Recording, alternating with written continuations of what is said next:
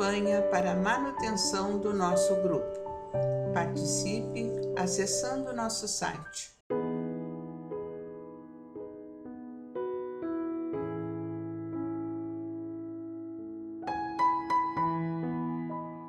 Olá, irmãos, como vocês estão?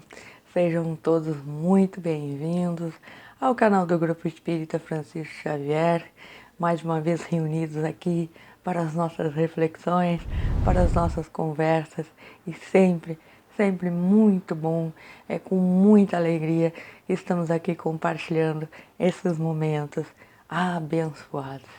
Então, vamos ver qual a mensagem que nos cai hoje, no capítulo 129, Serviço de Salvação.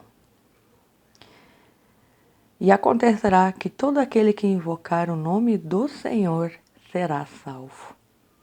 Atos dos Apóstolos, capítulo 2, versículo 21. Os espíritos mais renitentes no crime serão salvos das garras do mal, se invocarem verdadeiramente o amparo do Senhor. E é forçoso observar que chega sempre um instante na experiência individual em que somos constrangidos a recorrer ao que possuímos de mais precioso no terreno da crença. Os próprios materialistas não escapam a semelhante impositivo da luta humana, qual ocorre aos demais. Nas contingências dilacerantes requisitam o socorro do dinheiro, da ciência provisória, das posições convencionalistas que, aliás, em boa tese, auxiliam, mas não salvam. Indispensável se torna recorrer a Jesus para a solução de nossas questões fundamentais. Invoquemos a compaixão dele e não nos faltará recurso adequado. Não bastará, contudo, tão somente aprender a rogar. Estudemos também a arte de receber. Que lindo, né? Às vezes surgem diferenças superficiais entre pedido e suprimento. O trabalho salvador do céu virá ao nosso encontro, mas não obedecerá, em grande número de ocasiões, à expectativa de nossa visão imperfeita. Em muitos casos, a providência divina nos visita em forma de doença, escassez e contrariedade. É verdade, né? A miopia terrena, todavia, de modo geral, só interpreta a palavra salvação por vantagem imediata. E por isso, um leve desgosto ou uma desilusão útil provocam torrentes de lamentações improdutivas. Apesar de tudo, porém, o Cristo nunca deixa de socorrer e aliviar, e o seu sublime esforço de redenção assume variados aspectos, tanto quanto são diversas as necessidades de cada um. Olha só. Serviço de salvação. Aqui Emmanuel está nos trazendo uma reflexão bem pertinente, bem oportuna para os tempos atuais. Principalmente em cima daquela perspectiva um pouco equivocada de que Jesus virá para nos salvar. Jesus virá e veio na forma física, mas virá ao nosso encontro pelo nosso coração. Nesse século ao qual nos encontramos, já temos o Consolador prometido. E é através deste Consolador prometido que encontraremos as respostas que necessitamos para nos fortalecer na caminhada e, principalmente, trilhá-la com maior equilíbrio, com maior discernimento, com maior lucidez.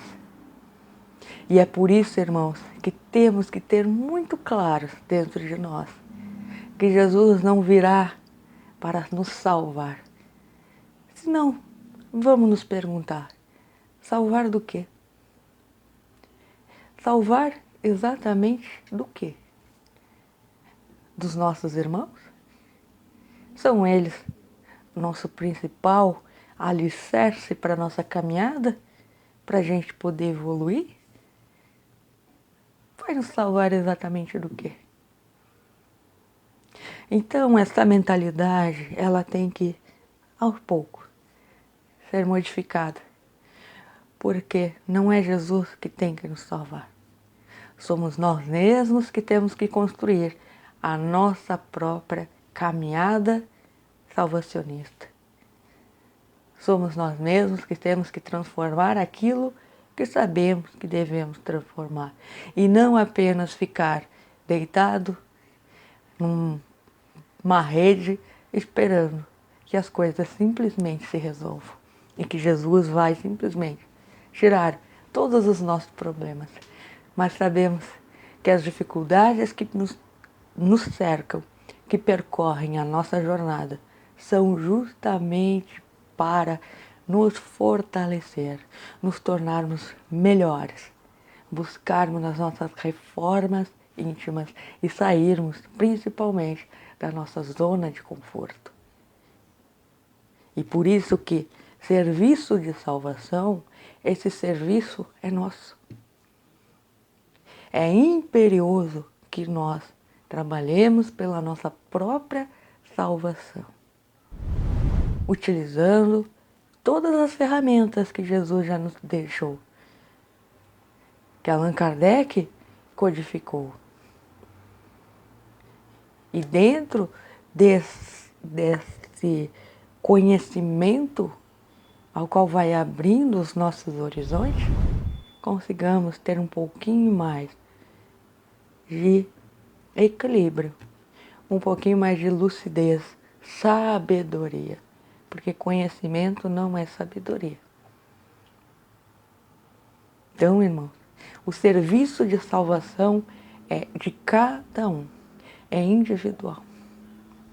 E nós temos que percorrer sempre pelos nossos próprios esforços, pela nossa própria conquista íntima e na nossa reforma moral. Porque é esse que é o verdadeiro mérito. Ninguém vai nos salvar das nossas próprias dificuldades, das nossas próprias mazelas. Essa é a chamada porta estreita. E por isso, eu gostaria de ler esse trecho da porta estreita, que está no capítulo 18 do Evangelho. A porta da perdição é larga porque as más paixões são numerosas e o caminho do mal é frequentado pela maioria. A porta da salvação é estreita porque o homem que deseja transpô-la deve fazer grandes esforços para vencer suas más tendências e poucos se submetem a isso. É a constatação do ensinamento moral. Muitos são chamados e poucos os escolhidos. Exatamente, irmão. Esta é a porta da salvação, que é onde nós temos, pelos nossos próprios esforços, vencer as nossas más tendências. Fiquem com Deus.